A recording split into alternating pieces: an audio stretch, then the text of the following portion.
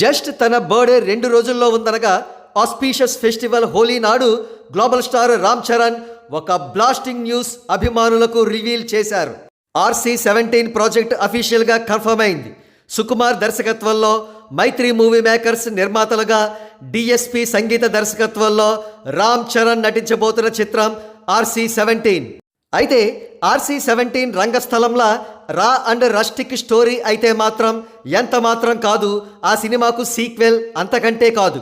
సానా బుచ్చిబాబు దర్శకత్వంలో చేస్తున్న RC-16 ఆ రా అండ్ రస్టిక్ ఎలిమెంట్స్తో ఉంటూ రంగస్థలం సినిమాను కాస్త గుర్తు చేయవచ్చు.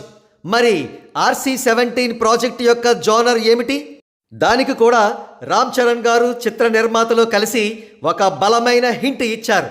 ఇక్కడ డిజైన్ చేసిన పోస్టర్ చూడండి. ఇందులో 2 గుర్రాలు మనకు కనబడుతున్నాయి. రామ్ చరణ్ గారికి గుర్రపు స్వారీ అనేది వెన్నతో పెట్టిన విద్య అనేది మనకు తెలిసిన విషయమే. మగధీరలో కానీ RRRలో కానీ ఆయన హార్స్ రైడింగ్ స్కిల్స్ మనం చూసాం. ఇప్పుడు ప్రాజెక్ట్ రివీల్ సమయంలోనే 2 గుర్రాలను చూపించారంటే హార్స్ రైడింగ్కు ఈ సినిమాలో ఎనలేని ప్రాధాన్యత ఉంటుందని మనకు అర్థం అవుతోంది. ఇన్సైడ్ సోర్సెస్ నుంచి అందుతోన్న సమాచారం ప్రకారం ఈ చిత్రం కౌబాయ్ చిత్రం కానీ లేదా జేమ్స్ బాండ్ చిత్రం తరహాలో కొనసాగుతూ హాలీవుడ్ ప్రమాణాలతో రూపుదిద్దుకోబోతోంది.